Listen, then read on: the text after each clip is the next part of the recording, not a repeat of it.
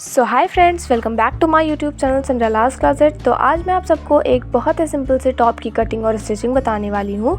इस टॉप को आप किसी भी लॉन्ग स्कर्ट या फिर कुछ हैवी लहंगे के साथ में कैरी कर सकते हैं। तो वीडियो स्टार्ट करने से पहले अगर आप सब मेरे चैनल पर नए हैं तो प्लीज़ मेरे चैनल को सब्सक्राइब कीजिए और वीडियो पसंद आए तो लाइक, कमेंट एंड शेयर ज़रूर कीजिए। तो चलिए वीडियो को स्टार्ट करते हैं। तो अब हम मार्किंग करना स्टार्ट करेंगे। मैंने यहाँ पे अपनी लाइनिंग को 4 फोल्ड कर लिया है और मैं यहाँ पे अपनी लेंथ की मार्किंग कर रही हूँ। मैं यहाँ पे 20 इंच पे मार्क कर रही हूँ, जो कि रेडी होने के बाद में 19 या फिर 19.5 इंच रेडी हो जाएगा। फिर उसके बाद में मैं अपनी शोल्डर की मार्किंग कर रही हूँ। मैं अपने नेक को बोट नेक बनाऊँगी, तो इसलिए मैंने ऊपर से अपने शोल्डर का हाफ यानी कि 7 इंच पे मार्क किया है और इसकी जो लेंथ है वो मैंने 7.5 इंच लिया है। फिर उसके बाद में मैं सारी लाइंस को एक साथ मिला दूंगी और अब मैं अपने चेस्ट की मार्किंग करूंगी, चेस्ट डिवाइड बाय 4+1 के अकॉर्डिंग। फिर मैं अपने वेस्ट की मार्किंग करूंगी, वेस्ट डिवाइडेड बाय 4+1 के अकॉर्डिंग। और फिर मैं अपनी सारी लाइंस को एक साथ करके मिला दूंगी। फिर मैं अब अपने आर्म होल की मार्किंग कर रही हूँ। मैंने चेस्ट से 1 इंच आगे ले लिया है और शोल्डर से ½ इंच डाउन करके इन दोनों को एक राउंड शेप दे दिया है। फिर उसके बाद में मैं अपने मार्जिन की मार्किंग कर रही हूँ। मैंने 2 इंच का मार्जिन लिया है इसमें। तो यहाँ पे हमारी मार्किंग कंप्लीट हो चुकी है। अब हम बाहर के लाइंस को कट कर देंगे। तो यहाँ पे हमारी कटिंग हो चुकी है। अब हम अपने मेन फैब्रिक पे इसकी कटिंग करेंगे। तो मैंने अपने मेन फैब्रिक को भी 4 फोल्ड कर लिया है और इस तरह से इस पे हम अपनी लाइनिंग को रख के पिन अप करके अब हम इसके बाहर के लाइंस को भी कट कर देंगे। तो मैंने यहाँ पे अपनी लाइनिंग पे और अपने मेन फैब्रिक पे टॉप की कटिंग कर ली है। अब हम इसको एक साथ करके अटैच करेंगे। मैंने इस तरह से रख लिया है अपनी लाइनिंग को अपने मेन फैब्रिक के ऊपर। अब मैं इस पर स्टिचिंग करूँगी। तो मैंने इसको अच्छी तरह से पिन अप कर लिया है। फिर मैंने इसको स्टिच कर लिया है। मैं बाहर के एक्स्ट्रा पार्ट को कट कर दूंगी। तो इस तरह से हम फ्रंट एंड बैक पार्ट की लाइनिंग को अटैच कर लेंगे। अब मैं अपने नेक की कटिंग कर रही हूँ। तो मैं यहाँ पे 4x4 का एक बॉक्स बना रही हूँ, क्योंकि मुझे बोट नेक बनाना है, इसलिए मैं 4x4 ले रही हूँ। और फिर उसके बाद में इसको एक शेप दे रही हूँ बोट नेक के जैसे। और फिर उसके बाद में मैं 1 इंच का मार्जिन दे रही हूँ और सारी लाइन्स को मिला के अपने नेक को भी मैं कट कर लूँगी। तो यहाँ पे मेरे फ्रंट नेक की कटिंग हो चुकी है। अब मैं अपने बैक नेक की कटिंग करूँगी। तो मैंने यहाँ पे इसकी गले की चौड़ाई 4 इंच ही ली है और इसकी लंबाई मैंने नीचे से 3 इंच ली है। और फिर उसके बाद में सारी लाइंस को मिला के जिस तरह से मैंने फ्रंट नेक में एक राउंड शेप दिया था, इस तरह से मैं इसमें भी दे दूँगी। और नीचे से मैं 3 इंच पे मार्क करूँगी। फिर उसका हाफ यानी कि 1.5 इंच, वहाँ से मैं आगे की तरफ ½ इंच पे एक मार्क करके उसको ड्रॉप शेप दे दूँगी। और फिर उसके बाद में 1 इंच का मैं सब जगह मार्जिन देके इसको कट कर दूंगी। तो ये मेरे बैक नेक की कटिंग भी हो जाएगी। इस तरह के टॉप को बनाना बहुत इजी होता है। इस तरह के टॉप को कोई भी बना सकता है। मैं यहाँ पे एक स्टेप बता रही हूँ आप सबको। तो यहाँ पे मैंने बैक नेक की भी कटिंग हो चुकी है। अब मैं एक सेंटर पे मार्क करूँगी और उस सेंटर से दोनों साइड में 4 इंच पे मार्क करूँगी और जो इसका शाइनी पार्ट होता है बुकरम का, उसको नीचे की तरफ रख के मैं इस पर प्रेस कर दूँगी, जिससे कि ये चिपक जाएगा। अब मैं इसके चारों तरफ ½ इंच पे मार्क कर लूँगी और इसको भी कट कर लूँगी।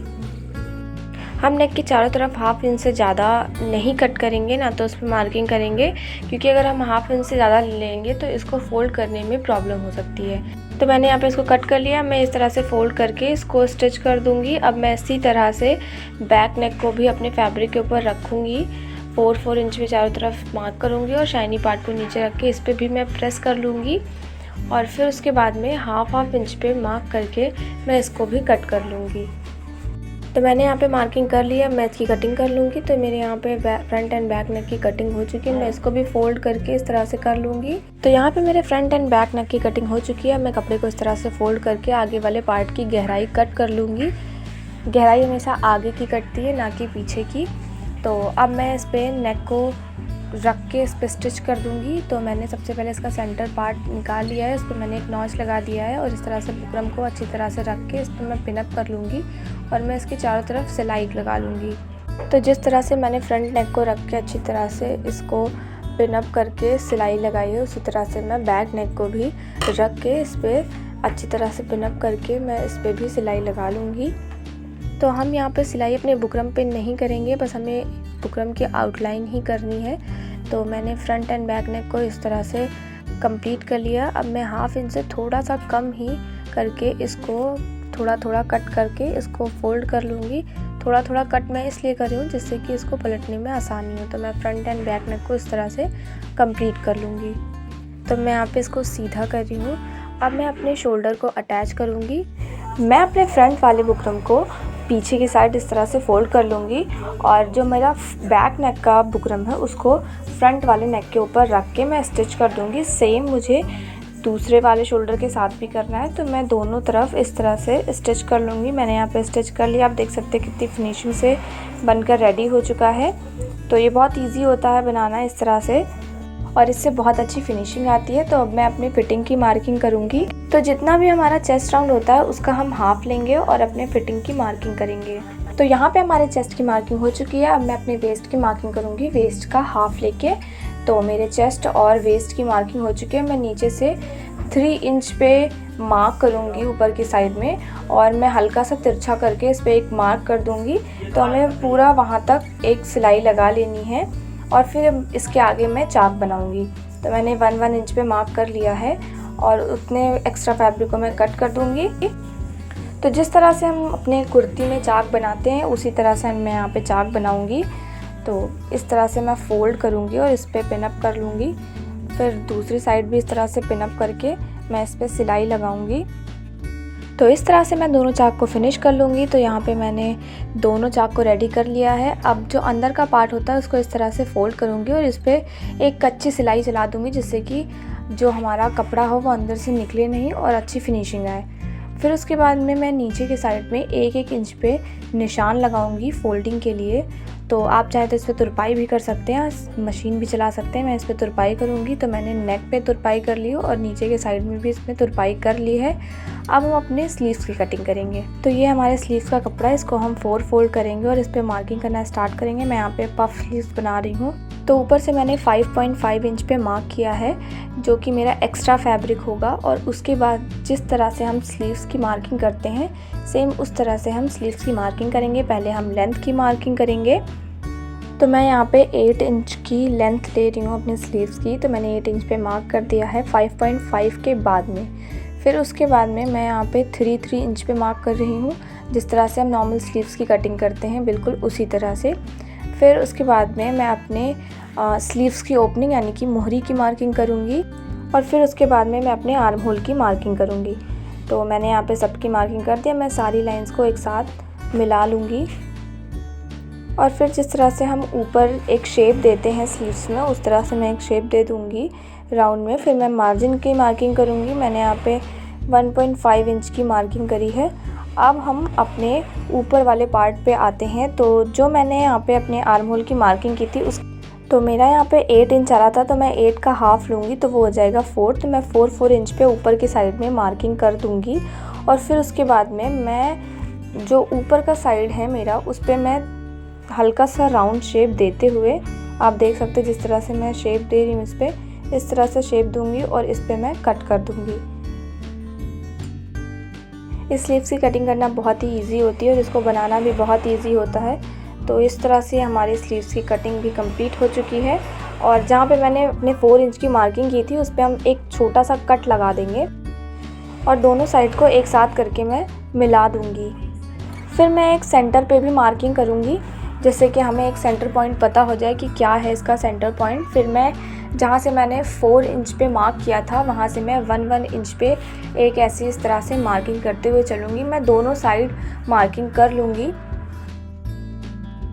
मैंने यहाँ पे एक ही साइड मार्किंग करी है, आपको भी दोनों साइड करनी है। और इस तरह से हम छोटी छोटी प्लेट्स बनाते चलेंगे और इस पे मैं पिन अप करती चलूँगी।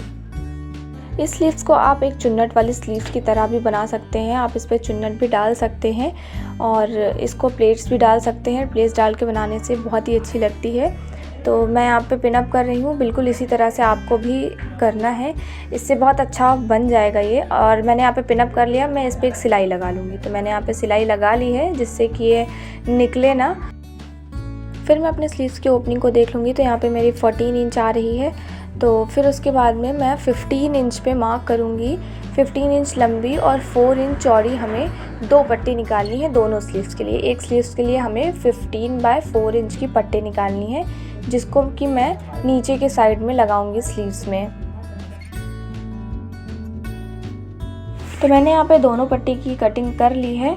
तो अब मैं इस एक पट्टी को हटा दूंगी और एक जो पट्टी हमें अपने एक स्लीव्स में लगानी है उसको इस तरह से फोल्ड करके उस पर एक स्टिच कर दूंगी और फिर स्लीव्स के सीधे पार्ट पे मैं इसको इस तरह से रखूँगी और फिर एक सिलाई लगा के लाऊंगी। और जो इसका ऊपर का जो पार्ट हमें दिख रहा है उसको मैं अंदर की साइड फोल्ड करके ऊपर से एक फिनिशिंग मशीन चला दूंगी, जिससे कि ये बाहर की तरफ दिखे ना और देखने में भी अच्छी फिनिशिंग आए।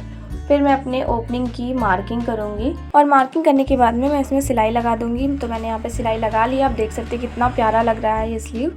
और अब मैं अपने स्लीव्स को अटैच करूँगी अपने टॉप के साथ। तो हमारा जो शोल्डर होता है और जो हमारा स्लीव्स का सेंटर पार्ट होता है उन दोनों को एक दूसरे के ऊपर रख के मैं इस तरह से पिन अप कर लूँगी। तो बहुत लोग ऐसा भी करते हैं कि बिना फिटिंग लगाए हुए भी वो स्लीव्स को अटैच कर देते हैं। तो मुझे ये तरीका इजी लगता है, तो मैं इस तरह से स्लीव्स को अटैच करती हूँ। आप चाहे तो उस तरह से भी स्लीव्स को अटैच कर सकते हैं, जो आपको ईजी लगे आप उस तरह से सिलाई लगा सकते हैं इसमें। तो मैंने यहाँ पे पिन अप कर लिया है और इसको इस तरह सारी पिन्स निकाल के मैंने यहाँ पे सिलाई लगा ली है और हमारा एक स्लीव रेडी हो चुका है।